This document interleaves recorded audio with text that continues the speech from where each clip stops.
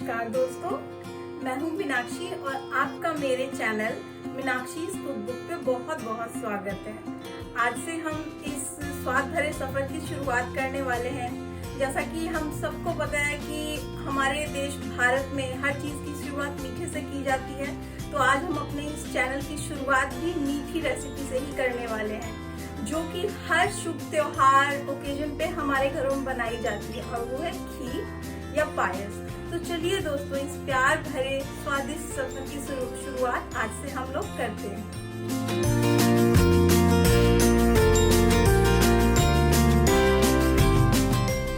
तो चलिए फ्रेंड्स, बनाना शुरू करते हैं खीर यानी कि पायस।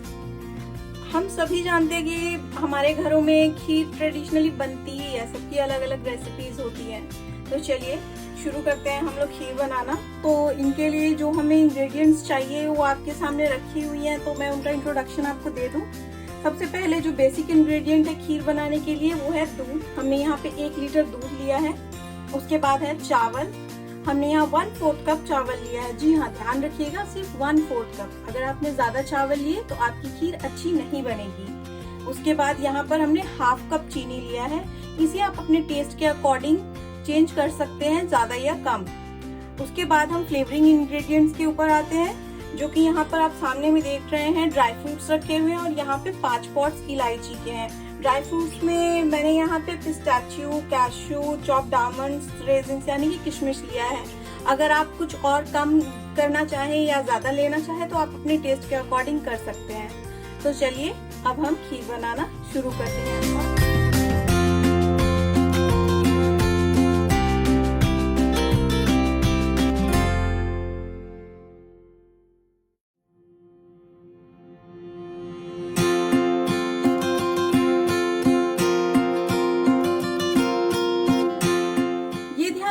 फ्रेंड्स कि हम बनाने के लिए जो भी यूज करेंगे बर्तन वो डीप होना चाहिए, चाहे आप भगोना ले, हांडी ले या जो भी बर्तन ले, क्योंकि जब दूध में उफान आएगा तो उसको कंट्रोल करने के लिए डीप बर्तन का होना बहुत जरूरी है।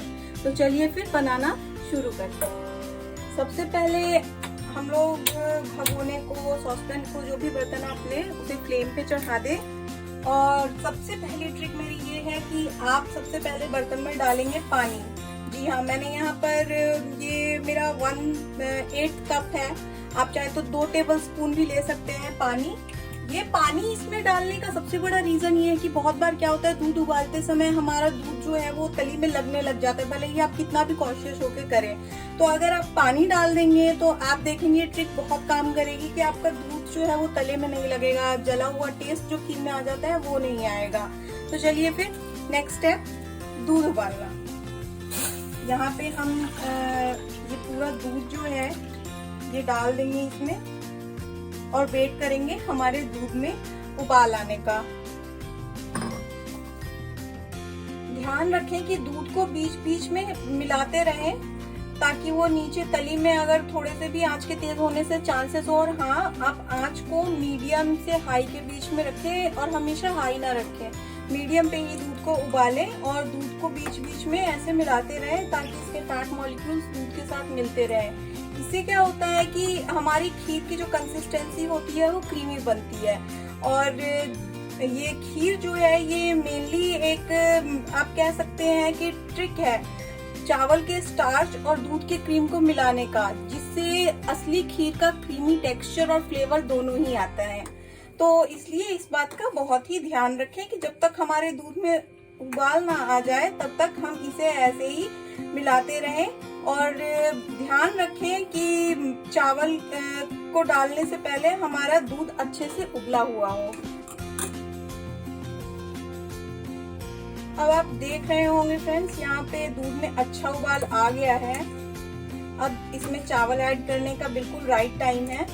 तो यहाँ पर मैंने 1/4 कप चावल जो लिए थे उनको अब मैं धो लूंगी। और ध्यान रखिएगा कि ये जो चावल है इनकी क्वालिटी के बारे में भी मैं आपको बता दूं। यहाँ पे मैंने ये जो चावल लिया है ये गोविंदभोग चावल है। यहाँ पे वेस्ट बंगाल में ये चावल बहुत फेमस है, स्पेशली खिचड़ी और खीर बनाने के लिए। अगर आपके एरिया में अवेलेबल ना हो तो आप कोई भी अच्छे स्टार्च वाला बासमती राइस यूज कर सकते हैं। तो चलिए इसको एक बार हम धो लेते हैं। ज्यादा मत धोइएगा क्योंकि हमें चावल में स्टार्च की जरूरत है। अब हम राइस को इस उबलते हुए दूध में आराम से डाल देंगे।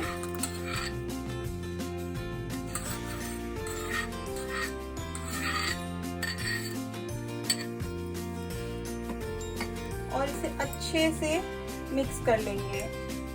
ध्यान रखिएगा चावल डालने के बाद थोड़ी देर मिक्स करें, नहीं तो चावल जो है वो इकट्ठे होने लग जाते हैं।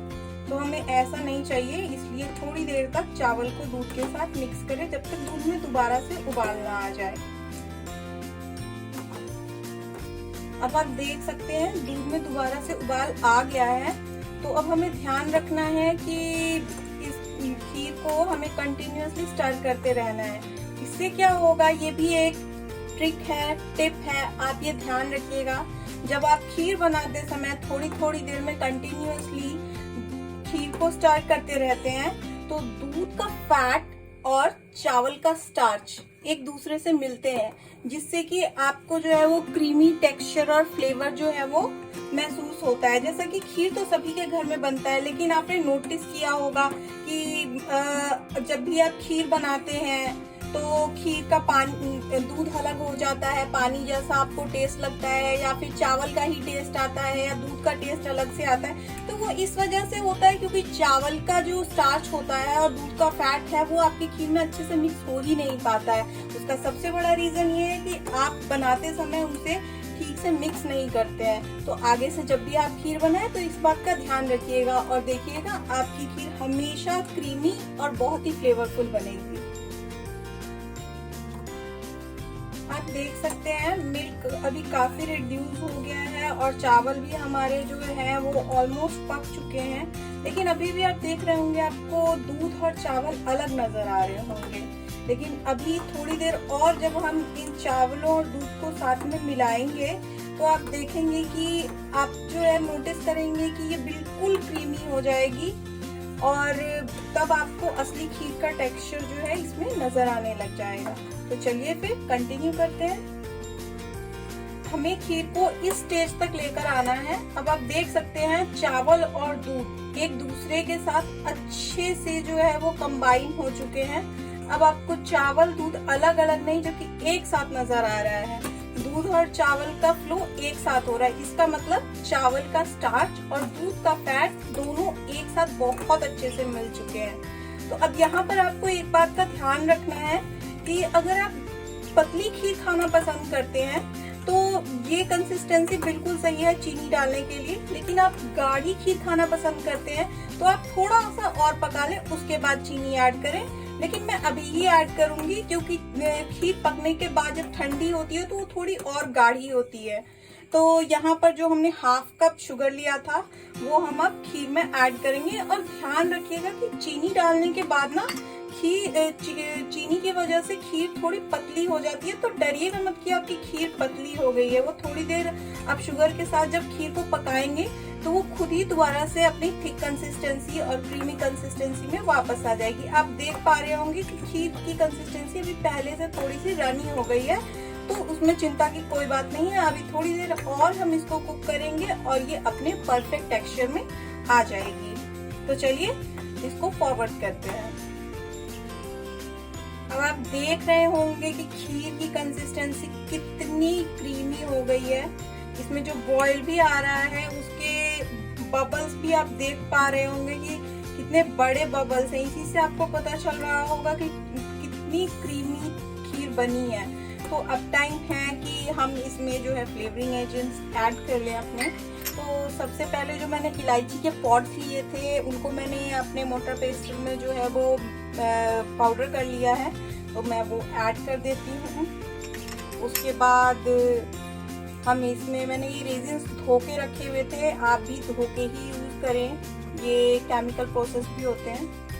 तो रेजिन्स और ये आमंड्स में इनमें डाल रही हूँ। चॉप में थोड़े से बचा लूंगी गार्निश के लिए। कैश्यू में पूरे डाल रही हूँ। आप अपनी मर्जी से अपनी खुशी के हिसाब से डाल सकते हैं ड्राई फ्रूट्स जितने आप चाहें। मैं थोड़े से पिस्ताचियोज भी बचा रही हूँ गार्निश के लिए। चलिए अब इसे अच्छे से स्टर कर लेते हैं। तो आप देख सकते हैं कि कितनी रिच और कितनी क्रीमी खीर बनी है। तो आप जल्दी से इस रेसिपी को ट्राई कीजिए और कमेंट बॉक्स में मुझे बताइए कि रेसिपी कैसी बनी है। एंड मुझे उम्मीद है कि मैंने जो आपको बताया है रेसिपी, अगर आप उसे वैसे ही फॉलो करेंगे तो आपकी खीर भी कितनी ही क्रीमी और डिलीशियस बनेगी। इस रेसिपी को देखने के लिए आप लोगों का बहुत बहुत थैंक्स। तो चलिए अब इसे सर्व करते हैं। तो फ्रेंड्स, हमारी खीर पायस रेडी है। आप देख सकते हैं कि ये कितनी क्रीमी और रिच दिख रही है और ट्रस्ट मी, ये खाने में भी आपको इतनी ही अच्छी लगी। प्रेफरेबली आप इसे फ्रिज में ठंडा करके खाइए, आपको आइसक्रीम से भी बेहतर लगेगी खाने में। तो चलिए हम इसे गार्निश कर लेते हैं। यहाँ पे जो मैंने आमंड्स बचाए थे वो थोड़े से, और ये पिस्ताचियोज।